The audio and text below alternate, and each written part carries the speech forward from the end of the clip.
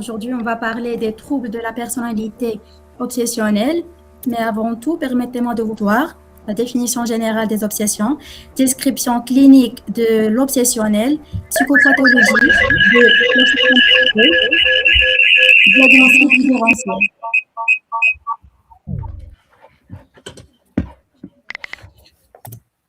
Qu'est-ce qu'une obsession en psychologie? En psychologie, une obsession est définie comme une pensée ou une image qui s'impose de manière répétée à l'esprit d'une personne.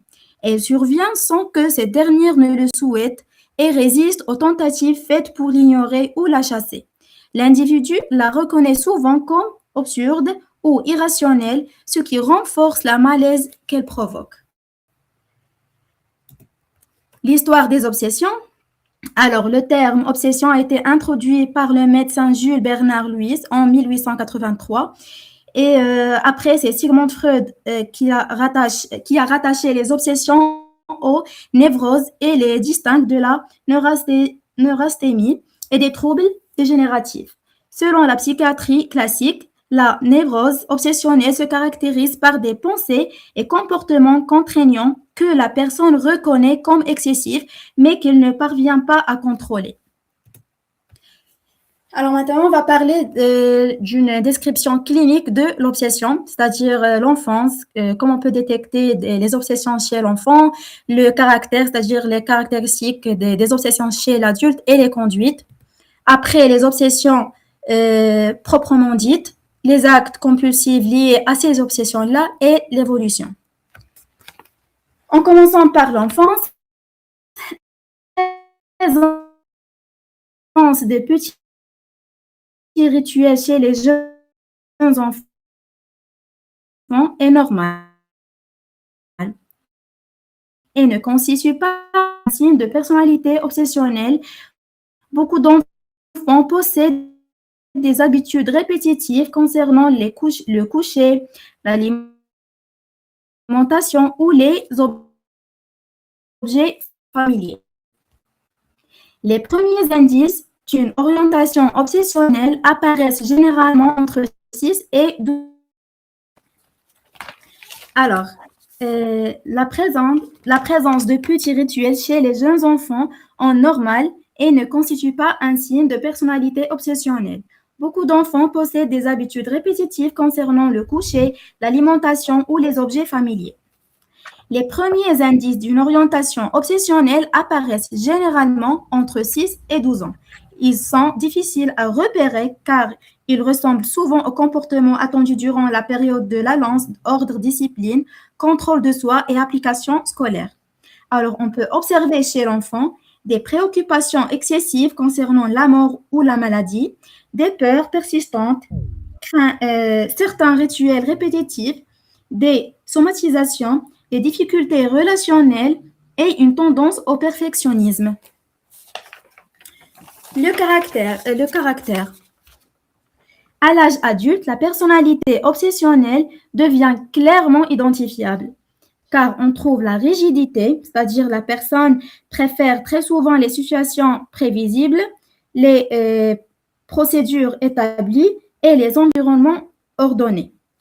On a aussi la maîtrise de soi, le perfectionnisme, l'entêtement, et concernant le rapport à l'argent ou aux objets, la personne retrouve souvent une tendance à conserver le collectionnisme, l'économie excessive et la difficulté à jeter.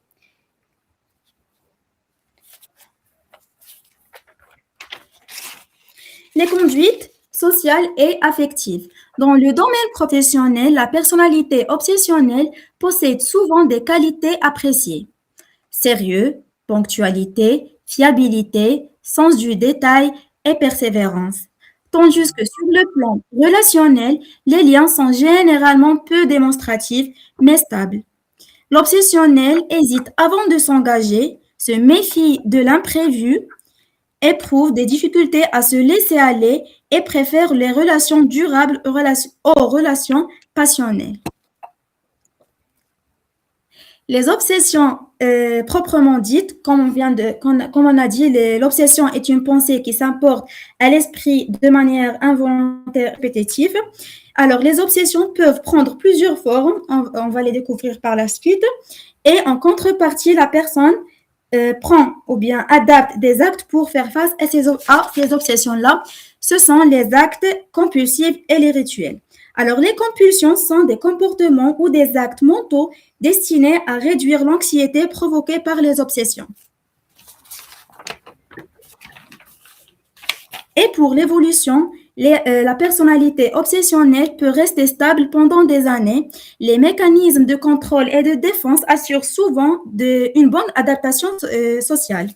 Cependant, certains événements peuvent déstabiliser cet équilibre, à savoir décès, séparation, licenciement, déménagement ou retraite. Vous pouvez passer, Monsieur Abcheli? Oui. Merci. Alors, passons maintenant pour voir les principaux thèmes obsessionnels. Alors, les obsessions peuvent porter sur de nombreux contenus, mais certains thèmes reviennent très fréquemment, à savoir, premièrement, la contamination, pour peur excessive d'être contaminé par des microbes, des virus, des produits toxiques, la saleté et des fluides corporels. Deuxièmement, on a la doute. La doute est la vérification. C'est une incertitude permanente concernant ces actes. Exemple, avoir laissé le gaz ouvert, avoir oublié de fermer la porte, avoir fait une erreur au travail, etc. Alors, troisièmement, on a les obsessions agressives. C'est une peur de commettre un acte violent ou dangereux. Par exemple, frapper quelqu'un, pousser une personne dans le vide, blesser un proche avec un couteau ou provoquer volontairement un accident. On a les obsessions religieuses et morales. Ce sont des préoccupations excessives autour du bien, du mal ou de la faute. Exemple, peur d'offenser Dieu, doute constant sur sa moralité ou besoin d'être parfaitement honnête ou pur. Les obsessions sexuelles, pensées ou images sexuelles intrusives, sujets et inacceptables. Exemple, peur d'être attiré par une personne interdite, images sexuelles choquantes, doute sur son orientation sexuelle, peur de commettre un acte sexuel inapproprié. Sixièmement, on a les obsessions de symétrie, d'ordre et d'exactitude. Besoin que les choses soient parfaitement organisées, par exemple, des objets alignés, dispositions symétriques, besoin de faire les choses dans un ordre précis ou gêne intense devant le désordre. Les obsessions de responsabilité, peur excessive d'être responsable d'un malheur, par exemple, avoir causé un accident sans s'en rendre compte, ne pas avoir suffisamment protégé quelqu'un, avoir oublié une tâche importante. On a aussi les obsessions de maladie ou de santé. Non, pas encore. Ok. Les obsessions de maladie ou de santé, ce sont des préoccupations envahissantes concernant son état physique. Exemple, peur d'avoir un cancer, peur d'une maladie grave non diagnostiquée ou une surveillance constante des sensations corporelles. Et voilà. C'est bon? Oui. Ouais.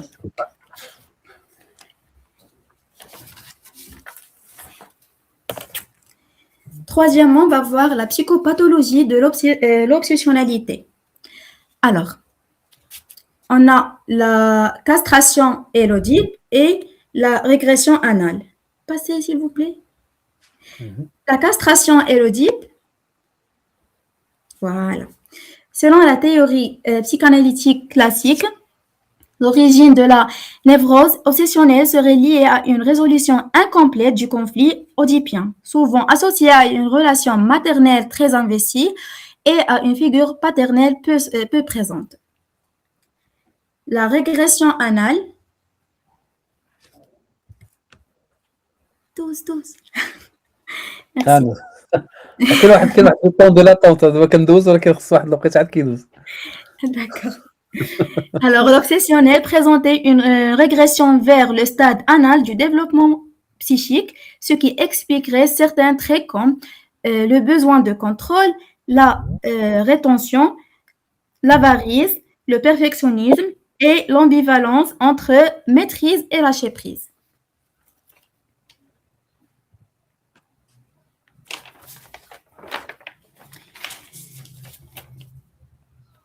Les défenses du moi. Alors, le moi obsessionnel est extrêmement actif. Il lutte constamment contre les désirs et les pulsions jugées inacceptables. Les principaux mécanismes de défense sont le refoulement, c'est-à-dire les pensées inacceptables sont maintenant hors de la conscience, la formation réactionnelle, c'est une tendance est remplacée par une contrainte. Isolation, c'est-à-dire les émotions sont séparées des pensées. L'annulation, la personne tente symboliquement d'effacer une pensée ou un acte. Et l'évitement.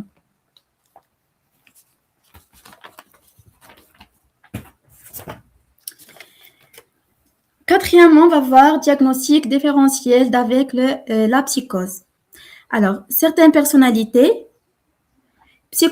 psychotiques peuvent présenter une apparence obsessionnelle, rigidité, préoccupation répétitive, méfiance ou attachement excessif à certaines idées. Et si on a la distinction repose principalement sur le rapport à la réalité. La distinction se repose principalement sur le rapport à la réalité dans la névrose obsessionnelle et dans la psychose. Alors, dans la névrose obsessionnelle, le sujet ou bien la personne conserve son jugement, il reconnaît le caractère excessif de ses symptômes, il souffre de ses obsessions, il tente de leur résister. Tandis que dans la psychose, les idées sont considérées comme vraies, elles ne sont pas vécues comme morbides, l'esprit critique est diminué et les comportements sont souvent plus inadaptés. Voilà la biographie de mon travail et merci pour votre attention. Si vous avez des questions, مرحبا بكم. Merci Khawla, bravo. Merci Khawla. Merci Khawla, bravo عليك. Merci Khawla. Merci Merci Khawla. à vous. Merci Khawla. Merci à vous. Donc de là, on a tous des obsessions. Et on a des tocs. على الحساب ياك mesdames, monsieur. هادشي اللي بان لي حتى انا ابخي هاد لا ريشيرش اللي درت. ياك. يلا نسولو il y a un lien avec les tocs. Ouais, Donc oui, ça peut engendrer des tocs finalement. exactement, tout à fait. وremédier لهذاك les tocs كما شرحت خولة, il y a des rituels, des compulsions pour diminuer l'impact du toc. D'accord. Et vous avez dit un élément très important, c'est par rapport qu'il y a des personnes qui ils vivent voilà, ils poursuivent leur vie d'une manière très normale. Ça c'est intéressant. Oui. Merci. Merci à vous. غير هو كاين لي توب et les tocs. Entre les top et les tocs, il y a des trucs pour ne pas tomber في الوسواس القهري الفعلي يعني. Par exemple, il faut pas qu'on mélange des fois, par exemple, des rituels ou là des avec les tocs. اللي بغيت أنا غير نقول لك مثلا هاد diagnostic de la personnalité obsessionnelle a-t-il été établi officiellement pour la première fois normalement من Freud ياك Non, c'était ماشي Freud هذاك le médecin. Jules Bernard. Après Adja Freud. لا هي بدات بواحد الوصف ديال داك السمات الوسواسيه ديال فريد الاول ديال يعني في 1980. وعاد كان كتعاد اللي كانت كتسمى داك الساعات الاناليز سميتيها سميتها فوالا هي اللي كانت في ذاك الوقت اللي دارها هو فرويد وابخي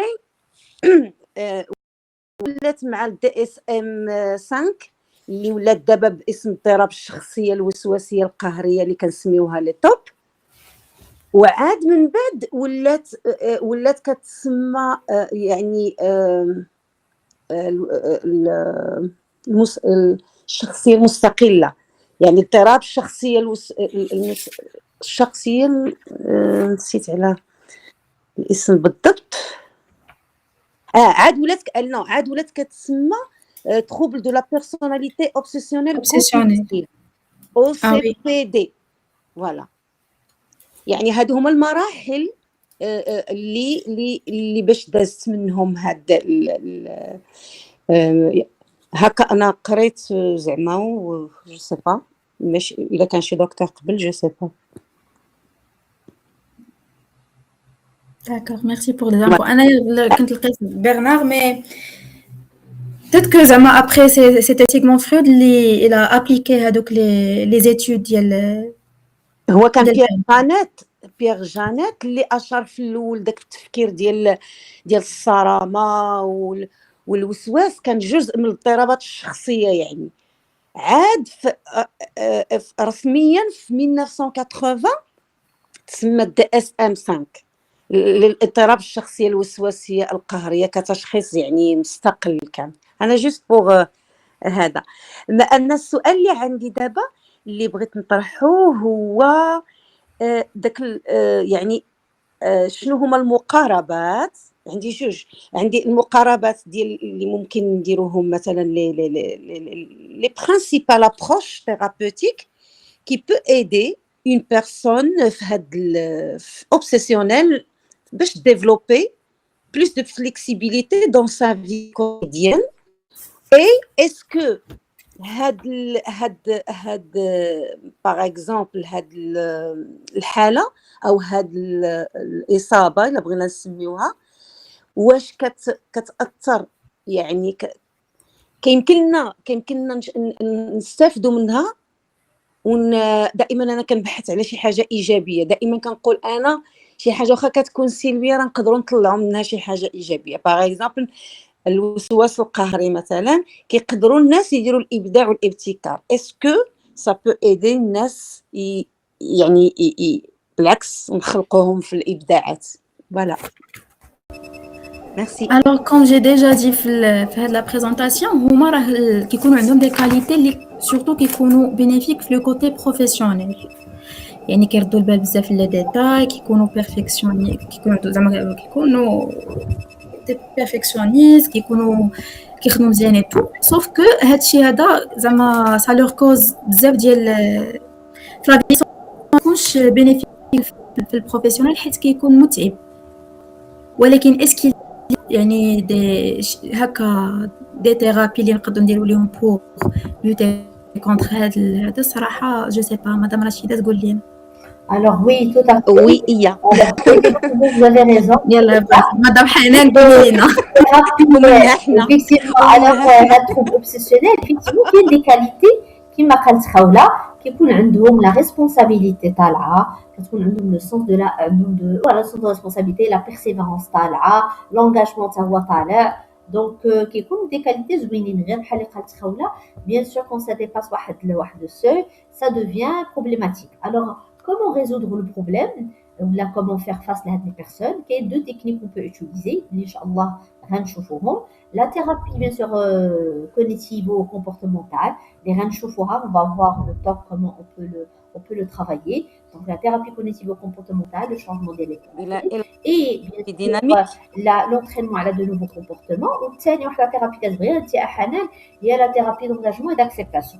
هادو deux techniques qu'on peut utiliser. Thérapie d'acceptation et d'engagement, la commitment et engagement, هادو ثاني thérapie c'est حيت هما ils doivent accepter l'imperfection, accepter de vivre, de sortir de la zone de confort, accepter l'anxiété, avoir peur, assumer les conséquences. Voilà, quels sont les éléments qu'on peut travailler avec ces personnes. Donc la comprendre les racines émotionnelles. Comment? Rachida, La flexibilité. je pense aussi que la TCC, oui, la TCC. Je pense que la TCC peut aussi aider puisqu'il s'agit des pensées. Donc on pourrait changer des pensées. Tout à fait. Oui. هذاك الشيء اللي غنشوفوا ensemble ان شاء الله. ما عرفتش يمكن وفاء شفناهم ديجا l'accompagnement ديال لي توك بلا TCC. la TCC ou la thérapie d'engagement et thérapie d'engagement d'acceptation, يعني développer la flexibilité et la souplesse mentale. سواء هذيك la rigidité بحال اللي دابا قالت خاوله, la rigidité, la responsabilité, le cadre.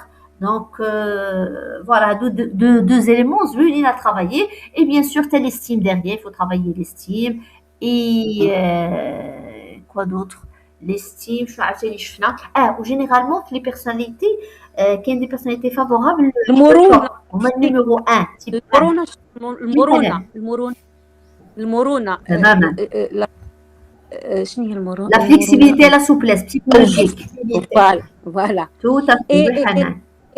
الفرع الثاني ديال السؤال سي اسكو هاد لي مانيفيستاسيون ديال هاد لا بيرسوناليتي اوبسيسيونيل est-ce qu'elle varie selon la culture ou la société ou il s'agit-il d'un schéma universel?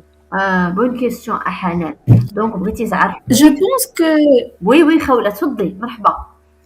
Je pense que oui, c'est que ماشي ما نقدرش نقول culturel mais la famille بعدا l'éducation كتلعب واحد زعما يجو un rôle في l'instauration ديال هاد les obsessions. Tout à fait. Oui.